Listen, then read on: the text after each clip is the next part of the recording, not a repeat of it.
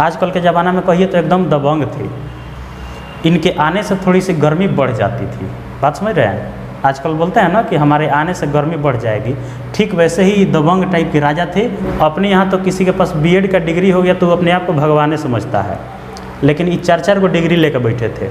और लोगों की तरह हम भी कथा कहानी लगेंगे बताने, इसके बाद ये राजा आए थे उस तरह कहानी वानी लगेंगे बताने, तो आप भी लगे देखते में सो जाइएगा। और ज़्यादा कथा कहानी कुछ मत पढ़िए, ये सब मेन पॉइंट याद कर लीजिए कि फलानवा के पिता का क्या नाम था, चिलानवा के पुत्र का क्या नाम था, कितना दिन तक शासन चला था, कहाँ से किस अभिलेख के खोज कौन किए थे। इस तरह से आप जो मेन पॉइंट है उसको याद कर लीजिए। अपने से आप ग्रेजुएशन में आ गए हैं, आप बीए कर रहे हैं महाराज, काहे इसे कर रहे हैं, तो बीए जब कर रहे हैं तो आप थोड़ा सा अपना दिमाग लगाइए इस सब का उपयोग करके सूटेबल तरीका से एक पैराग्राफ बना के लिख दीजिए कॉपी में। देखिए कैसे नंबर नहीं आता है। अब ज़्यादा इसमें कथा कहानी छापिएगा, एग्जाम में आपको 6 गो क्वेश्चन दिया जाता है, उसमें से मात्र 3 गो बनाना रहता है और वो 3 गो बनाने के लिए मात्र 6 ही पेज मिलते हैं। वो गाँव में सुने हैं ना, कौमे खाइए लेकिन बढ़िया खाइए, घास भूसा से पेट मत भरिए।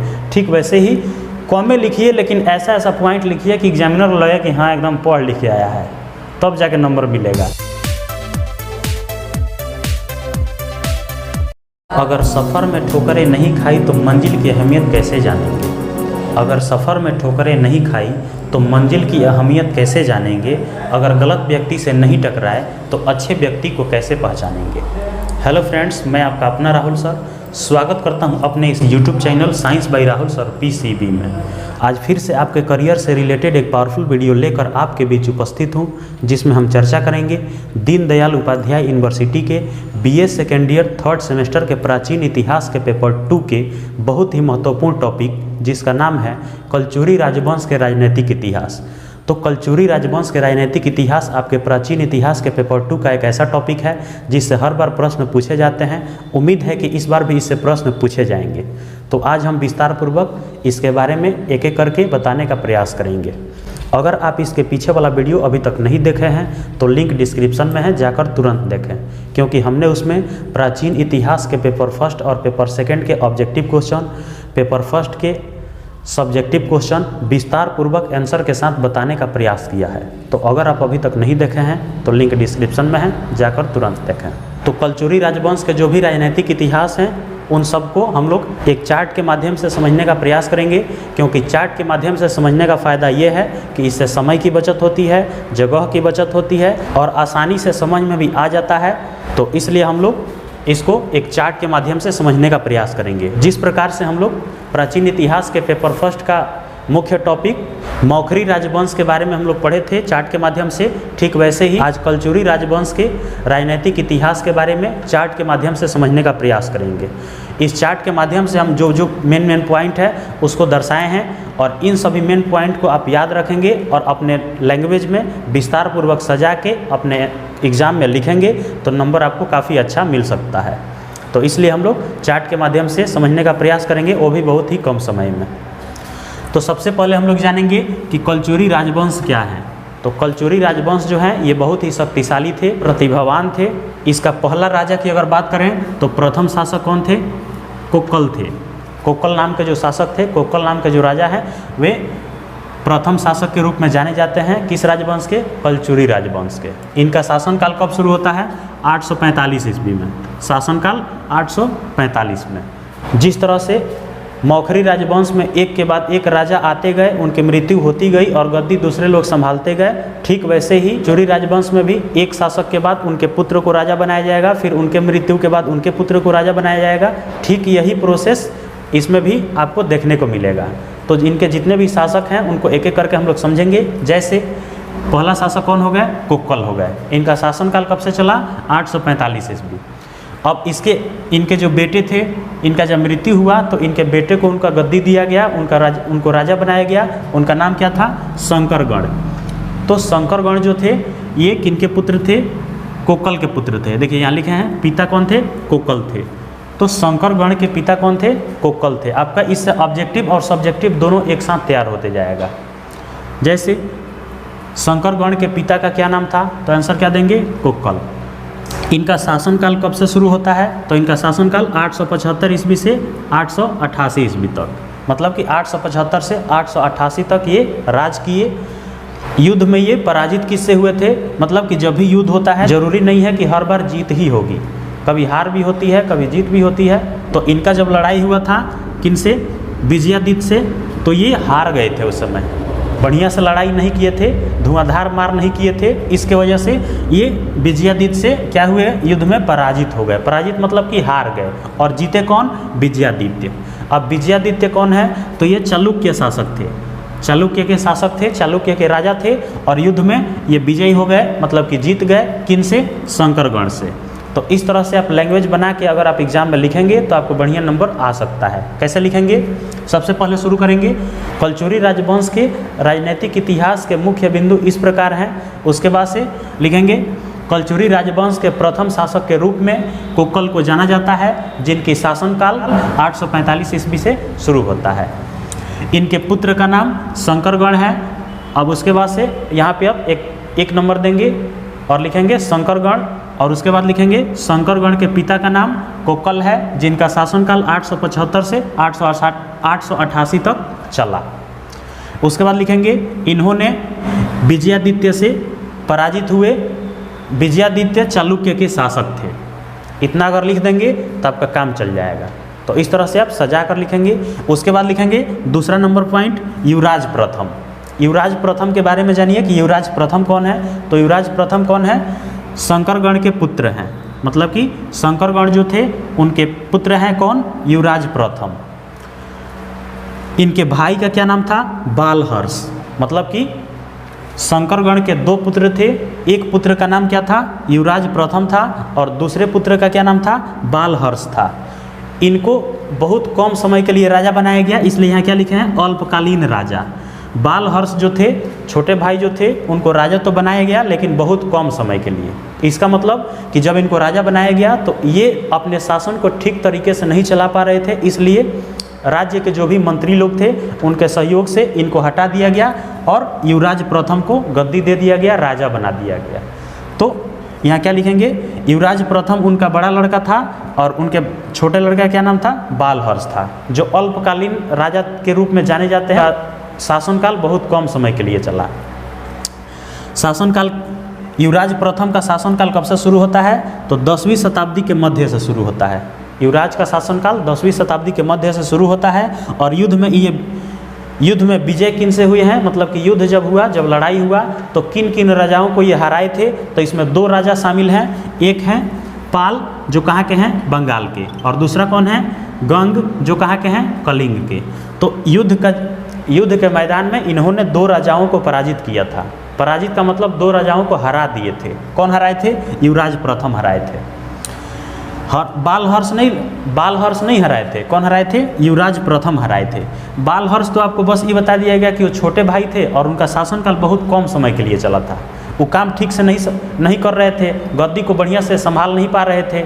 जो भी शासनकाल में जो भी राजा का काम होता है वो ठीक तरीके से नहीं कर रहे थे, इसलिए उनको हटा दिया गया। और हटा के किसको राजा बना दिया गया? युवराज प्रथम को राजा बना दिया गया। तो युवराज प्रथम का जब लड़ाई हुआ तो दो राजाओं को उन्होंने हरा दिए थे। एक का नाम क्या था? पाल, जो कहाँ के थे? बंगाल के, और दूसरा गंग, जो कहाँ के थे? कलिंग के। युद्ध में पराजय किससे हुई? मतलब कि युद्ध जब हुआ तो इन दोनों को तो ये हरा दिए थे। ये खुद किन से हारे थे? तो युद्ध में पराजय किन से हुआ? यशोवर्मन से। यशोवर्मन से जब इनका युद्ध हुआ तो यशोवर्मन की जीत हो गई और इनका हार हो गया। यशोवर्मन कौन है? तो यशोवर्मन चंदेल के शासक हैं। चंदेल आपको पढ़ाएंगे किसी और वीडियो में। तो चंदेल के शासक कौन थे? यशोवर्मन। और यशोवर्मन बहुत ही ताकतवर और प्रतिभाशाली राजा थे, बहुत ही धुआंधार मार करते थे, एकदम मार के छक्का छुड़ा देते थे। तो इस तरह से जब लड़ाई हुआ यशोवर्मन का किन से? युवराज प्रथम से, तो यशोवर्मन जीत गया और युवराज प्रथम हार गया। हारने के बावजूद भी अनेकों उपाधि धारण किया हुआ था। मतलब कि हारने के बावजूद भी इनको अनेकों उपाधि मिला था, धारण किया था। जैसे ये दो उपाधि धारण किए थे। एक का नाम क्या था? प्रसिद्ध राजाओं के मस्तक पर पैर रखने वाला। इनको क्या कहा जाता था? प्रसिद्ध राजाओं के मस्तक पर पैर रखने वाला। इसका मतलब कि अपने आप को ही बड़ा महान समझते थे। महान समझ रहे हैं? ये अपने आप को बहुत ही महान समझते थे और इनको उपाधि क्या दिया गया था? प्रसिद्ध राजाओं के मस्तक पर पैर रखने वाला। माने जितना फेमस राजा लोग थे उनके मस्तक पर, मस्तक माने सिर होते हैं, सिर समझ रहे हैं? सिर पे पैर रखने वाला, अपने आप को इतना ही अपने एक तरह से समझिए कि वो अपने आप को भगवान समझता था। कौन? युवराज प्रथम। इसके अलावा एक और उसको उपाधि दिया गया था जिसका नाम क्या था? धंग। अब ये धंग किस में कहा गया है? तो खुजराहों के लेख में, खुजराहों के लेख आपको बताएंगे, खुजराहों के लेख में इसको धंग कहा गया है। और एक और इसको उपाधि क्या दिया गया है? प्रसिद्ध राजाओं के मस्तक पर पैर रखने वाला। किसको कहा गया है? युवराज प्रथम को कहा गया है। तो इस तरह से आप एग्जाम में कैसे लिखेंगे? सबसे पहले युवराज प्रथम हेडिंग देंगे और लिखेंगे युवराज प्रथम के पिता का नाम शंकरगण है, उनके भाई का नाम बालहर्ष है। बालहर्ष था जो बहुत ही कम समय के लिए राजा बनाया गया था। बाद में मंत्रियों के समर्थन के अनुसार बालहर्ष को गद्दी से हटाकर युवराज प्रथम को शासन दे दिया गया। युवराज प्रथम का शासनकाल 10वीं शताब्दी के मध्य से प्रारंभ होता है। युद्ध में उन्होंने पाल और गंग जैसे शासकों को हराया, पराजित किया। इनमें से पाल बंगाल के और गंग कलिन के शासक थे। इसके अलावा उन्होंने चंदेल के शासक यशोवर्मन से पराजित हुए। मतलब कि जीते किन से? पाल से और गंग से, और हारे किन से? यशोवर्मन से। फिर पैराग्राफ चेंज करके लिखेंगे युवराज प्रथम ने अनेकों उपाधियां धारण की थी, जिनमें से कुछ मुख्य इस प्रकार हैं, और 1 नंबर हेडिंग देंगे और लिखेंगे प्रसिद्ध राजाओं के मस्तक पर पैर रखने वाला। ये हो गया पहला उपाधि। 2 नंबर देंगे और लिखेंगे धंग, धंग की उपाधि। तो धंग की उपाधि किस में दी गई है उनको? खजुराहों के लेख में। तो उसमें लिखेंगे कि खजुराहों के लेख में युवराज प्रथम को धंग के नाम से भी जाना जाता है, और इसके अलावा प्रसिद्ध राजाओं के मस्तक पर पैर रखने वाला भी कहा जाता है। तो इस तरह से आप अपने भाषा में लैंग्वेज बना के एग्जाम में लिखेंगे, एकदम बढ़िया नंबर से पास होंगे। इसके बाद से तीसरे नंबर पॉइंट देंगे और क्या लिखेंगे? लक्ष्मण राज। तीसरे नंबर पे आते हैं लक्ष्मण राज। और ये उपाधि कौन सा धारण किए थे? परमेश्वर की उपाधि। मतलब एक से एक खतरनाक सब पड़े हुए हैं। एगो अपने आप को परमेश्वर कह रहा है, एगो अपने आप को प्रसिद्ध राजाओं के मस्तक पर पैर रखने वाला कह रहा है। मतलब ये सब एक से एक नमूने थे। तो ये कौन सा उपाधि धारण किया था? परमेश्वर का उपाधि। ये अपने आप को परमेश्वर कहता था। परमेश्वर माने परम ईश्वर, जिसको भगवान बोलते हैं। ये अपने आप को भगवान कहता था। युद्ध में विजय किससे हुआ था इसका? तो कौशल के एक राजा थे, उनसे इसका क्या हो गया? युद्ध हुआ, और युद्ध होने के बाद से ये जीत गया। थोड़ा सा ताकतवर था ही। अपने आप को परमेश्वर ऐसे ही थोड़ी कहा था, परमेश्वर ऐसे ही नहीं कहता था। वो युद्ध में किसको हरा दिया था? कौशल राज को हरा दिया था। और कौशल राज को हराया था, ये बात किस में मिलता है?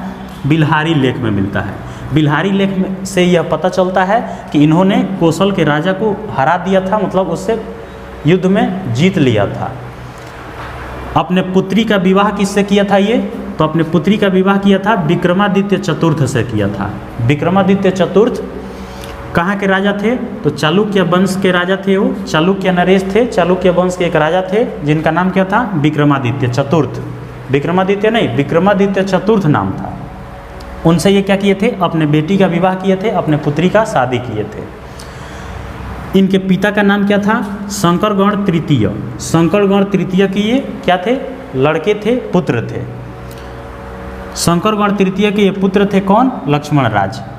अब शासनकाल इनको जब हटाया गया, जब इनकी मृत्यु हुई या किसी कारण से जब ये हटे, तो इसके बाद किसको राजा बनाया गया? युवराज द्वितीय को राजा बनाया गया। युवराज द्वितीय को जब हटाया गया तो किसको राजा बनाया गया? कोकल द्वितीय को राजा बनाया गया।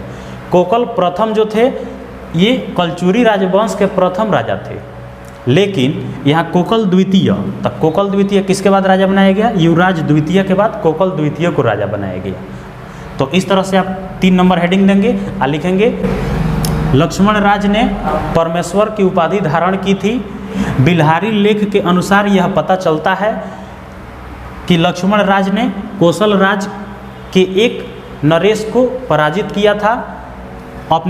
उन्होंने अपने पुत्री का विवाह विक्रमादित्य चतुर्थ से किया था, जो चालुक्य वंश के एक राजा थे। जो चालुक्य वंश के एक राजा थे, नरेश थे। नरेश माने राजा होता है, राजा का ही पर्यायवाची शब्द है नरेश। राजन कहिए, राजा कहिए, नरेश कहिए, या अंग्रेजी में किंग कहिए, एक ही बात है। तो चालुक्य वंश के एक राजा थे, एक नरेश थे, जिनका नाम क्या था? विक्रमादित्य चतुर्थ। उन्हीं से अपने बेटी का शादी किए थे। इनके पिता का नाम शंकरगण तृतीय था। इनके पश्चात युवराज द्वितीय को राजा बनाया गया और उनके पश्चात कोकल द्वितीय को राजा बनाया गया। तो इस तरह से आप पॉइंट वाइज सजा कर लिखेंगे, एकदम बढ़िया नंबर मिलेगा। तो चौथा नंबर पॉइंट देंगे और चौथा नंबर देकर क्या लिखेंगे, गंगेय देव और विक्रमादित्य। गंगेय देव जो हैं ये भी कलचुरी राजवंश के ही एक राजा हैं। इनके पिता का क्या नाम था, कोकल द्वितीय। अभी हम लोग क्या पढ़े थे, कोकल द्वितीय को राजा बनाया गया और फिर जब उनके मृत्यु हुई तब जाके किनको राजा बनाया गया, गंगेय देव को। गंगेय देव के पिता का क्या नाम था, कोकल द्वितीय। इनकी विशेषता क्या थी, तो ये बहुत ही प्रतापी राजा थे। मतलब कि कलचुरी राजवंश के एक बहुत ही प्रतापी राजा थे, बहुत ही शक्तिशाली राजा थे, पावरफुल राजा थे। आजकल के ज़माना में कहिए तो एकदम दबंग थे। इनके आने से थोड़ी सी गर्मी बढ़ जाती थी। बात समझ रहे हैं, आजकल बोलते हैं ना कि हमारे आने से गर्मी बढ़ जाएगी, ठीक वैसे ही दबंग टाइप के राजा थे। कौन, कलचुरी राजवंश के गंगेय देव, गंगेय देव विक्रमादित्य। इसके अलावा इन्होंने सबसे पहले कलचुरी राजवंश के एक ऐसे राजा हैं जिन्होंने सबसे पहले सोने के सिक्के पर लक्ष्मी का अंकन कराए थे। सोना का सिक्का चलवाए थे।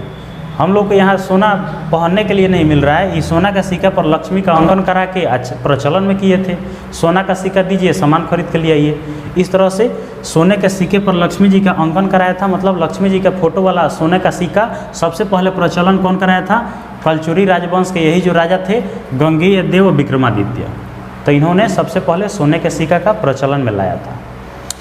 उपाधि कौन कौन सा धारण किया था, काहे कि जितने राजा हैं वो सब एक से एक नमूने हैं, सब अपना अपना अलग अलग उपाधि लिया है। तो ये भी कुछ उपाधि लिया है, जैसे महाराजाधिराज। ये कौन उपाधि लिए हैं, महाराजाधिराज। इसके अलावा परमेश्वर, विक्रमादित्य, महामसूलेश्वर, इस तरह से 4-5 गो उपाधि इहो लेके चले हैं। उपाधि का मतलब एक तरह से डिग्री समझ लीजिए। जिस तरह से हम लोग पढ़ाई करते हैं तो मैट्रिक का डिग्री, इंटर का डिग्री, पीजी का डिग्री, ग्रेजुएशन का डिग्री, इस तरह से अनेकों डिग्री हासिल किए थे। अपने यहाँ तो किसी के पास बीएड का डिग्री हो गया तो वो अपने आप को भगवान समझता है, लेकिन ये 4-4 गो डिग्री लेकर बैठे थे। ये बीएड वेड उस समय कुछ नहीं चलता था, उस समय ही दूसरा कुछ चलता था। क्या चलता था, महाराजाधिराज, परमेश्वर, विक्रमादित्य, महामसूलेश्वर, इस तरह के जो उपाधि थे, इस तरह के डिग्री थे, वो अपने आप को धारण किया हुआ था।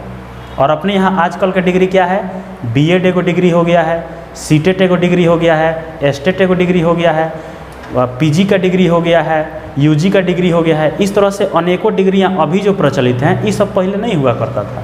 अपने यहाँ तक कोनो बीएड कर लिया है, एकदम सीना तान के घूमे है, बीएड किए हुए हैं, एकदम टेंड हैं। तो अब इसको लिखेंगे कैसे, तो सबसे पहले 4 नंबर हेडिंग देंगे और लिखेंगे गंगेय देव विक्रमादित्य। ऊपर से शुरुआत करेंगे। गंगेय देव विक्रमादित्य के पिता का नाम कोकल द्वितीय था। उनकी विशेषता यह थी कि वे कलचुरी राजवंश के बहुत ही प्रतापी तथा शक्तिशाली राजा थे। तनी बात बनाना सीखिए, आप ग्रेजुएशन में आ गए हैं तो तनी बात बना के लिखिएगा, एकदम बढ़िया नंबर मिलेगा। और लगिएगा लाइन बाई लाइन कथा कहानी की तरह इतिहास पढ़ने तो बड़ा बोरिंग लगेगा। तो आपको पढ़ने में भी बोरिंग लगेगा, एग्ज़ाम में लिखने में भी बोरिंग लगेगा, और कॉपी जो चेक करेंगे एग्जामिनर उनको भी बोरिंग लगेगा। तो काहे ना उसको थोड़ा सा इंटरेस्टिंग बढ़ा चढ़ा के बात बना के एकदम बढ़िया से लिख दें आंसर, ताकि पढ़ने वाले को लगे कि हाँ लड़का तनी दिमाग लगा के आया है। तो इस तरह से आप आंसर देंगे कॉपी में, तो चेक करने में भी जो टीचर होंगे वो बढ़िया नंबर दे सकते हैं। अब और लोगों की तरह हम भी कथा कहानी लगेंगे बताने, इसके बाद ये राजा आए थे, उस तरह कहानी वानी लगेंगे बताने, तो आप भी लगे देखते में सो जाइएगा। मतलब कि वीडियो आप देख रहे हैं, हम यहाँ बता रहे हैं, कथा कहानी सुना रहे हैं, आपको नींद आने लगेगा, आप सो जाइएगा।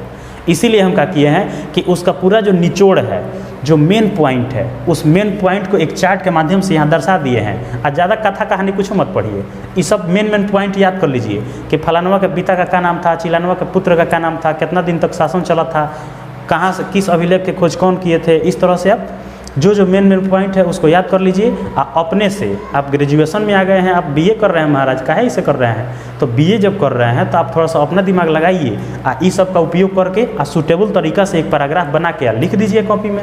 देखिए कैसे नंबर नहीं आता है। तो 4 नंबर पॉइंट देके उसमें दर्शा देंगे कि इन्होंने सबसे पहले सोने के सिक्के पर लक्ष्मी का अंकन कराया था। इसके अलावा इन्होंने अनेकों उपाधि धारण किया हुआ था। अब बता दीजिए 2-4 गो, जैसे महाराजाधिराज, परमेश्वर, विक्रमादित्य, महामसूलेश्वर, लिख दीजिए 3-4 गो कि ये उपाधि इसने धारण किया हुआ था। अब ज़्यादा इसमें कथा कहानी छापिएगा, एग्जाम में आपको 6 गो क्वेश्चन दिया जाता है, उसमें से मात्र 3 गो बनाना रहता है, वो 3 गो बनाने के लिए मात्र 6 ही पेज मिलते हैं। तो सबके बारे में कोशिश कीजिए कि 2-2 4-4 लाइन सबके बारे में लिख दें, ताकि एग्जामिनर को लगेगा कि हाँ कम शब्द में लिखा है लेकिन बढ़िया लिखा है। वो गाँव में सुने हैं ना, कम खाइए लेकिन बढ़िया खाइए, घास भूसा से पेट मत भरिए। ठीक वैसे ही कम में लिखिए लेकिन ऐसा ऐसा पॉइंट लिखिए कि एग्जामिनर को लगे कि हाँ एकदम पढ़ लिख के आया है, तब जाके नंबर मिलेगा। और कथा कहानी उसमें रटते रह जाइएगा, लिखते रह जाइएगा, कॉपियों कम पड़ जाएगा, आपका आंसरों बढ़िया नहीं हो पाएगा। तो कमे लिखिए, बढ़िया लिखिए, सूटेबल तरीका से लिखिए, सुंदर अक्षरों में लिखिए, तब देखिए काहे नहीं नंबर आता है। चलिए, तो ये क्या हो गया, चौथा नंबर। अब 5वां नंबर पॉइंट देंगे, लिखेंगे कर्णदेव तथा लक्ष्मी कर्ण। इस तरह से कर्णदेव और लक्ष्मी कर्ण हेडिंग दीजिए।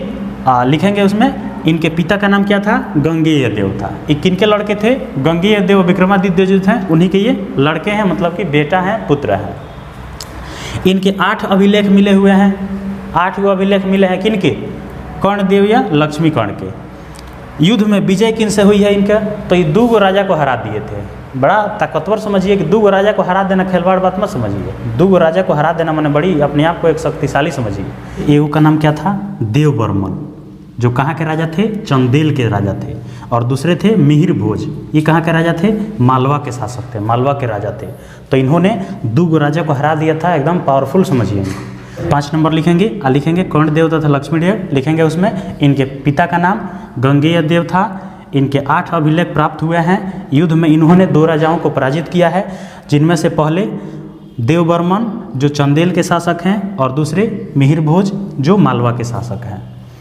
तो इस तरह से आप सूटेबल तरीका से बैठा के अपने भाषा में लिखेंगे, आपको अच्छा नंबर मिलेगा। तो ये आपके कलचुरी राजवंश के राजनीतिक इतिहास का कुछ मुख्य पॉइंट था, उनके राजा के बारे में था। उम्मीद है कि आपको बढ़िया से समझ में आया होगा। आपके मन में अगर कोई डाउट है, कोई प्रश्न है, कोई कन्फ्यूजन है, तो कमेंट सेक्शन में पूछ सकते हैं। आप इस तरह से और कौन से टॉपिक पे वीडियो देखना चाहते हैं, कमेंट में बताना ना भूलें। मिलेंगे किसी और टॉपिक के साथ, तब तक के लिए जय हिंद।